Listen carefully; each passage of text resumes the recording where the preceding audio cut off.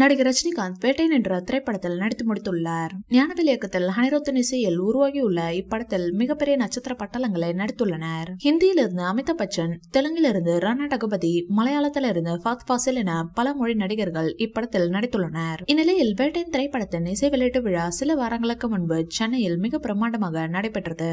வழக்கம் போல தன் பேச்சால் ரசிகர்களை ஈர்த்தார் ரஜினிகாந்த். படத்தை பற்றியும் இப்படத்தில் தான் நடிக்க ஒப்புக்கொண்டதை பற்றியும் ரஜினிகாந்த் பல விஷயங்களை பகிர்ந்து கொண்டார். தனக்கு மெசேஜ் சொல்றதெல்லாம் செட் ஆகாது, முழுக்க முழுக்க கமர்ஷியலான படம் தான் வேண்டும் என ஞானவேலிடம் ரஜினி கூறினாராம். அதன் பிறகுதான் வேட்டையன் கதையை ஞானவேல் உருவாக்கினார் என்று ரஜினி அந்த விழாவில் பேசியிருந்தார். ஆனால் வேட்டையன் நார்மலான கமர்ஷியல் படமாக மட்டுமல்லாமல் அதில் ஞானவேலின் டச்சும் இருக்கும் என்பதே எதிர்பார்ப்பாக உள்ளது.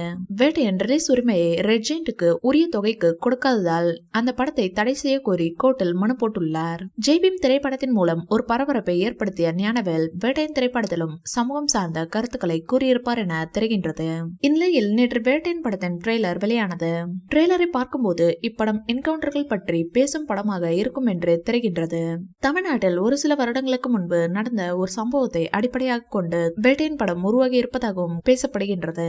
இதெல்லாம் ஒரு பக்கம் இருக்க, தற்போது இப்படத்தின் ரிலீஸுக்கு தடை கோரி ஒருவர் வழக்கு போட்டுள்ளார். வேட்டையன் படத்தை வெளியிட தடை கோரி உயர்நீதிமன்ற மதுரை கிளையில் பழனிவேல் என்பவர் மனு போட்டுள்ளார். படத்தில் இடம்பெற்றிருக்கும் என்கவுண்டர் தொடர்பான வசனங்களை நீக்க கோரி இந்த வழக்கை பழனிவேல் என்பவர் போட்டுள்ளார். இந்த மனு இன்று விசாரணைக்கு வந்துள்ளதாம். இந்த தகவலை கேட்ட ரஜினி ரசிகர்கள் பதட்டத்தில் இருக்கின்றனர். ஆனால் வேட்டையன் படத்தின் ரிலீஸுக்கு எந்த சிக்கலும் ஏற்படாது என்றும் சொன்னபடி வேட்டையன் திரைப்படம் ரிலீஸ் ஆகும் என்றும் படக்குழுவை சேர்ந்தவர்கள் கூறுகின்றனர் என்பது குறிப்பிடத்தக்கது. இந்த வீடியோ பிடிச்சிருந்தா லைக் பண்ணுங்க, ஷேர் பண்ணுங்க.